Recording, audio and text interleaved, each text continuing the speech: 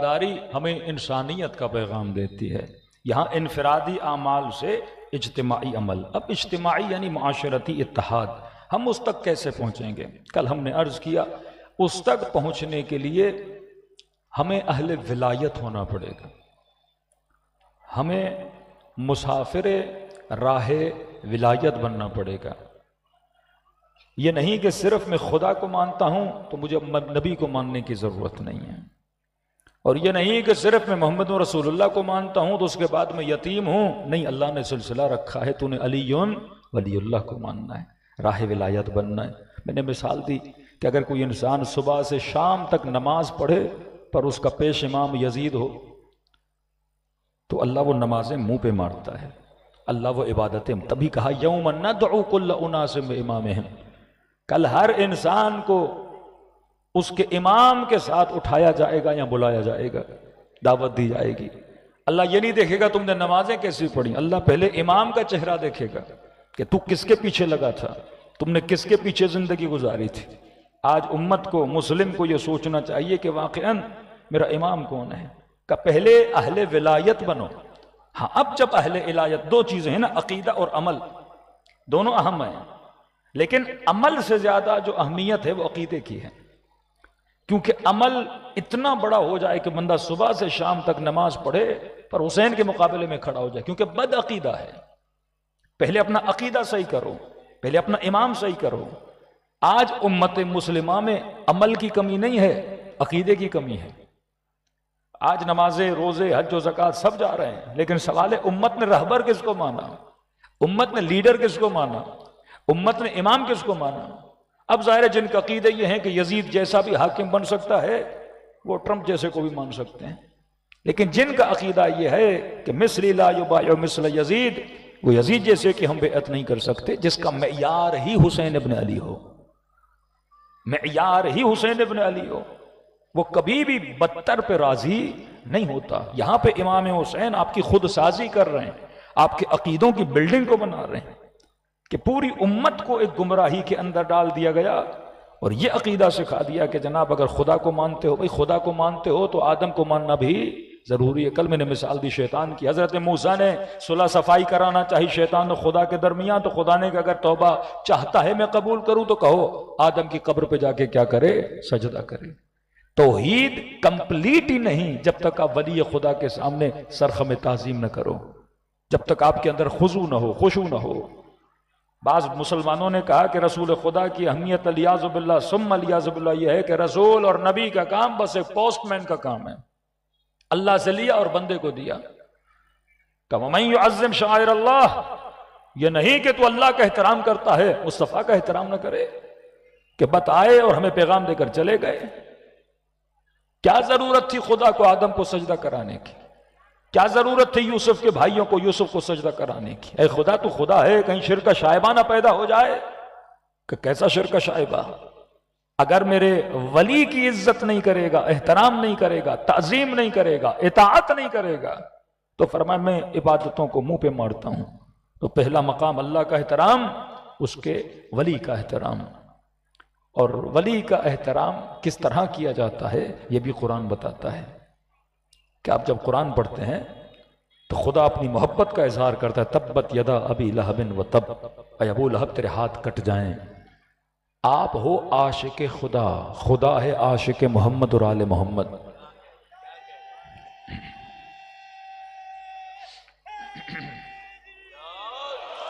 آپ عاشق خدا، وہ ہیں عاشق محمد اور آل محمد۔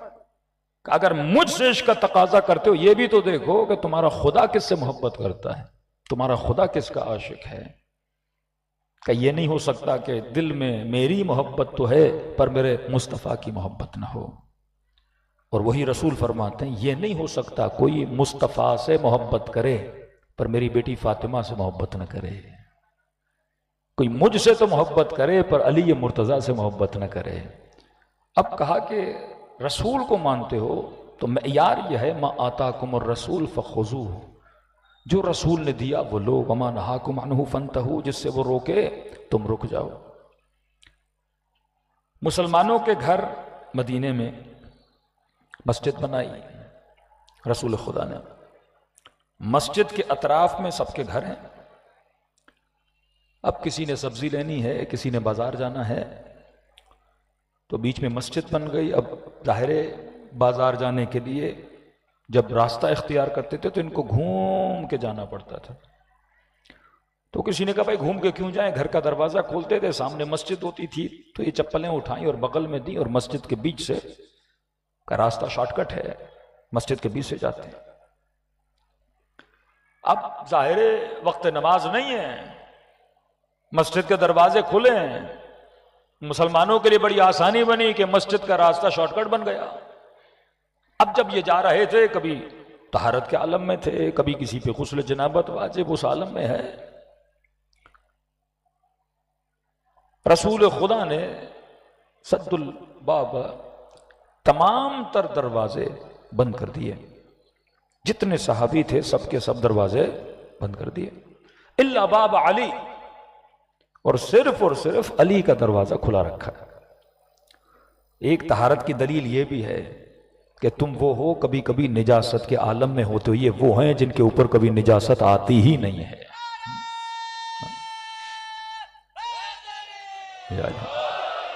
قصد الابواب الا باب علی، سارے دروازے بند کر دیے لیکن امیر المؤمنین کے دروازے کو کھول کے رکھا. اب عقیدہ سنو، اب ذہنیتیں پڑھو کہ جب رسول خدا نے سارے دروازے بند کر دیے، علی کا دروازہ بند ہوتا تو اعتراض نہ ہوتا، لیکن کہ سب کے دروازے بند، لیکن صرف آپ نے علی کا دروازہ کھول کے رکھا. تو کچھ نے کہا کہ اے محمد یہ اپنی طرف سے کر رہے ہو یا خدا کی طرف سے کر رہے ہو؟ کہیں داماد کی محبت تو نہیں؟ کہ جب کسی نے کہا نا یا رسول اللہ ہمیں اپنے اصحاب کا نام بتائیے، تو رسول بتاتے گئے، وہ لکھتا گیا، فہرست اتنی لمبی ہو گئی، اور کہا کہ یا رسول اللہ آپ نے علی کا نام نہیں بتایا، کہ علی آپ کے اصحاب میں سے نہیں؟ کہ تو نے تو کہا تھا صحابیوں کا نام بتاؤ، علی مصطفیٰ کی جان کا نام ہے.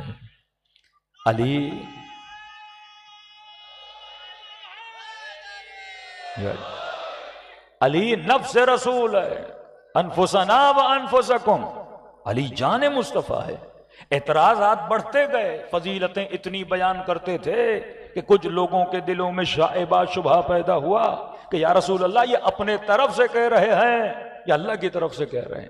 یہاں پہ یہ قرآن کی اس کا شان نزول یہ آیت نازل ہوئی، وَالنَّجْمِ إِذَا هَوَىٰ مَا ضَلَّ صَاحِبُكُمْ وَمَا غَوَىٰ وَمَا يَنطِقُ عَنِ الْهَوَىٰ إِنْ هُوَ إِلَّا وَحْيٌ يُوحَىٰ. اے لوگو یہ مت سمجھنا مصطفیٰ اپنی ہوا وہ ہوس کی بنیاد پہ کہتا ہے، یہ جو کچھ کہتا ہے مرضی الہی کے مطابق کہتا ہے. یہاں پہ فضیلت حسنین بیان ہوئی کا نانا تھا، نانا ہے، بچوں سے محبت کرتا ہے، لہذا کاندھے پہ چڑھا دیا کہ یہ رسول ہے، یہ جو کرتا ہے کس کی مرضی سے کرتا ہے؟ مرضی الہی سے کرتا ہے. تھوڑا سا اشارہ کروں تاکہ آپ کو مسلمانوں کا مزاج سمجھ میں آئے، پھر یہ معصومیوں کی باتیں آپ کے سمجھ میں آئیں گی. پر میں جو فضیلتیں ملتی تھی، اسلام کی ایک جنگ ہے، جنگ خندق. یہ واحد جنگ ہے جہاں حکم دیا گیا کہ مسلمان اپنی بیویوں کے ساتھ، اہل و عیال کے ساتھ شرکت کریں. کیونکہ عالم یہ تھا کہ جب مسلمان کسی بھی جنگ میں جاتے تھے، لڑتے تھے، گھر جاتے تھے، تو ظاہر ہے جس نے جتنے مارے اسے اتنا مال غنیمت ملتا تھا، جو جتنی بہادری دکھاتا تھا اس کے حساب سے اسے مال غنیمت. جب گھر جاتے تھے تو بیویاں پوچھتی تھی جناب کتنا لائے ہو، اور دکھاتے تھے کہ اتنا کم، لڑے نہیں کہ لڑے بہت. لیکن آپ کو تو پتا ہے رسول خدا سارا کسے دیتے ہیں؟ اپنے داماد علی کو دے دیتے ہیں. لہذا ساری عورتیں جناب سیدہ کو تانے دیتی تھی کہ آپ کے بابا اتنا دیتے ہیں اپنے داماد کو اور ان کو کم دیتے ہیں. اور وہاں پہ بھی سیدہ کہتی ہیں جب امیر المؤمنین گھر آتے تھے تو خالی ہاتھ آتے تھے. وہاں سے باتیں سننے کو ملتی تھی کہ ان کو اتنا ملتا ہے، اور جب یہ گھر آتے تھے علی امیر المؤمنین. عورتیں کہتی ہیں کہ آپ کے شوہر کو بہت ملتا ہے، کہ زہرا ملا تو بہت تھا پر آتے آتے میں نے غریبوں میں تقسیم کر دیا.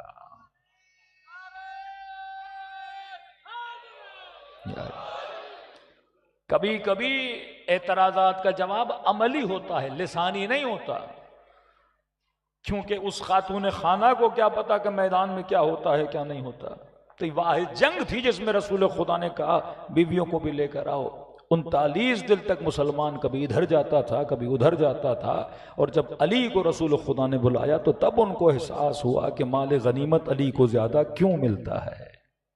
ایسا نہیں کہ رسول خدا دوسروں کو موقع نیکی اور خیر نہیں دیتے، سب کو موقع دیتے تھے کہ من لہذا القلب، کون ہے جو اس بدبخت کے منہ کو بند کرے، لیکن کسی میں جرت نہیں ہوتی تھی۔ اگر کوئی جاتا تھا بڑے سے بڑے کافر کے مقابلے میں، وہ ذات اقدس امیر المؤمنین تھی کہ فرمایا برز الایمان کلہ الی الکفر کلہ، آج کل ایمان کس کے مقابلے میں جا رہا ہے؟ کل کفر کے مقابلے میں جا رہا ہے۔ تو دین اسلام میں اگر کسی کو مقام دیا جاتا ہے، وہ یہ نہیں کہ ذاتی محبت کی بنیاد پہ دیا جائے، مقام قابلیت کی بنیاد پہ دیا جاتا ہے، تقوی کے بنیاد پہ دیا جاتا ہے، سخاوت و ایثار کے بنیاد پہ دیا جاتا ہے۔ ارے جب خدا بغیر کردار کو دیکھ کر کسی کو مقام عطا نہیں کرتا تو ہم جیسے بندوں کو مقام کیسے عطا کرے گا؟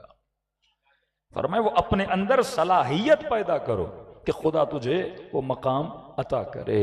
فرمایا جب تک راہی ولایت نہیں بنو گے۔ اب ہر مسلمان ایک دعا کرتا ہے اہدنا الصراط المستقیم، اے خدا مجھے سیدھے راستے پہ چلا۔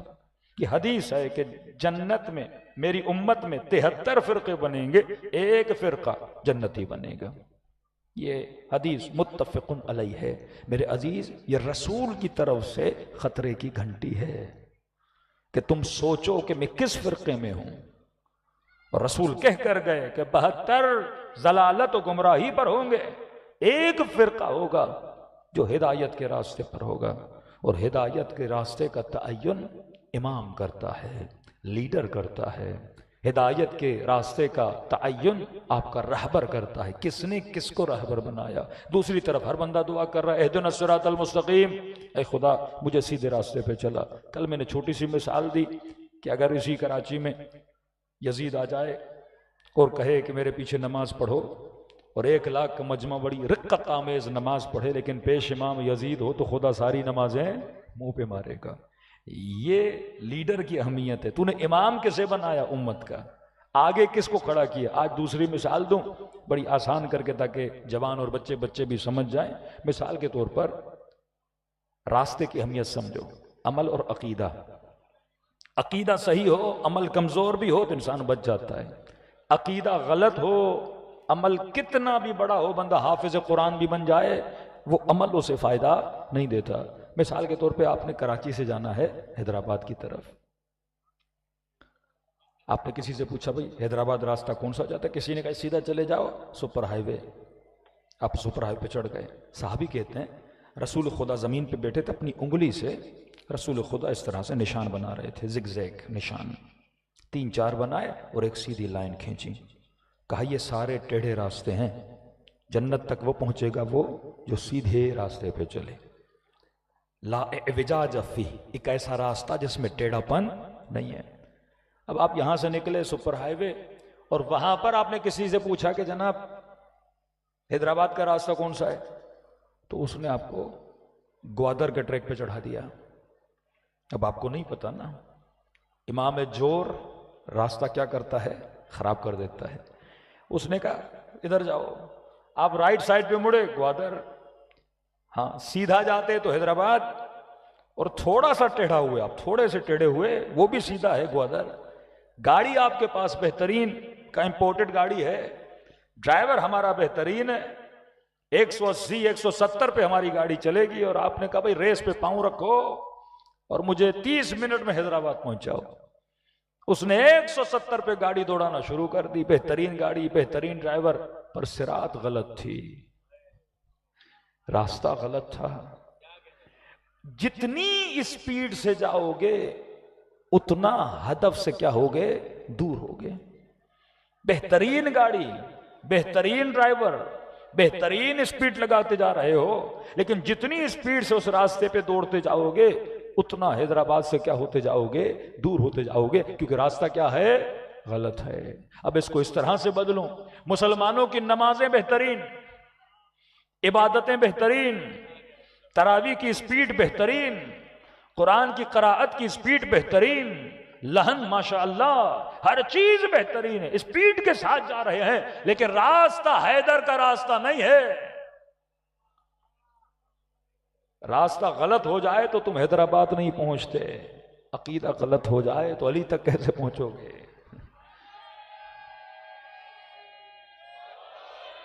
ہاں؟ راستہ صحیح. طلحہ دیکھو، زبیر دیکھو، ابن ملجم دیکھو، شیمر دیکھو، ابن سعد ابن ابی وقاص کا بیٹا ہے، فاتح ایران کا بیٹا ہے، قاتل ابا عبداللہ الحسین. ابن زیاد کون ہے؟ زیاد ابن ابی. یزید کون ہے؟ معاویت ابن ابی سفیان. کہ کوئی عام لوگ نہیں ہیں، ہائی لیول کے لوگ، ہائی فائی فیملیز ہیں، جن کے لیے مسلمان ضد میں آ کے آج محرم کے دنوں میں کہ یہ یوم حسین منا رہے ہیں، ہم بھی فلاں فلاں کا دن منائیں گے. میں نے کہا منانے تو بھائی، کون سی بڑی بات ہے. کل ایسے ہی میرا دل کیا کہ میں ذرا دیکھ تو لوں جلسے میں رش کتنا ہے ان کے. اچھا خاصا رش تھا بھائی. میں نے کہا ذرا چہرے تو دیکھ لوں، تو لگ ہی نہیں رہا تھا یہ کراچی کے لوگ ہیں. ایسے لگ رہا تھا کوئی طالبان کا بھائی ہے، کوئی اس کا کزن ہے، کوئی اس کا ماموزاد ہے. حسین کی جب مجلس ہوتی ہے، یہ کوئی سیاسی جلسہ نہیں ہوتا. وہاں پر جب آپ شکلوں کو دیکھا کریں، ایسے لگتا ہے کہ کوئی ایک خاص طبقے کو پورے پاکستان سے بلایا گیا ہے ایک دن کو منانے کے لیے. آپ لوگ بلوچستان سے، کے پی کے سے، ہر جگہ سے لوگوں کو بلایا جاتا ہے. جس طرح سیاسی جماعتیں جلسہ کرتی ہیں تو بسیں بھیجتی ہیں، انٹیریئر سندھ سے لوگ بلائے جاتے ہیں، کراچی میں جلسہ کیا جاتا ہے، پنجاب میں جلسہ ہو تو پورے پاکستان سے لوگوں کو جمع کیا جاتا ہے. لیکن جب حسین کے فرش عزا پہ آؤ گے، حسین خاص طبقے کا امام نہیں، حسین انسانیت کا امام ہے.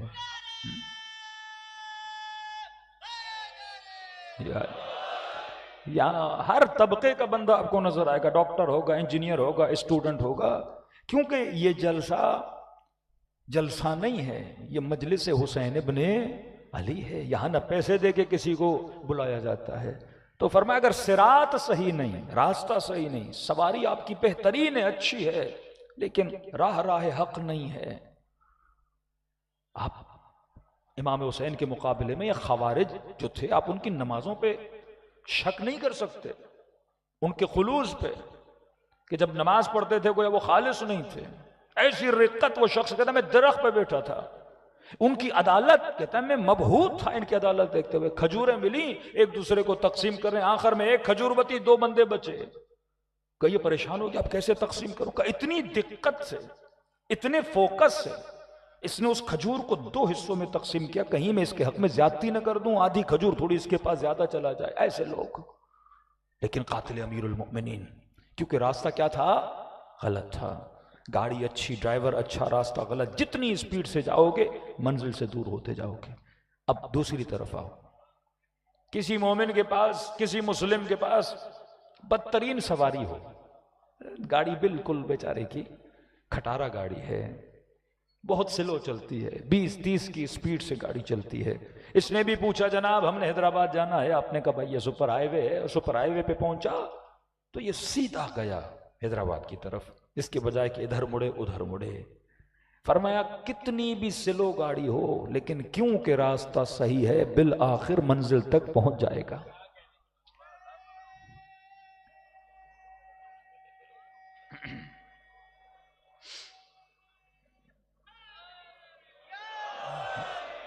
کتنی بھی گاڑی خراب ہو، یہاں تک کہ چاروں ٹائر اس کے پنچر ہو جائیں، پیدل بھی چلے گا تو بالآخر حیدرآباد پہنچ جائے گا، کیونکہ راستہ کیا ہے؟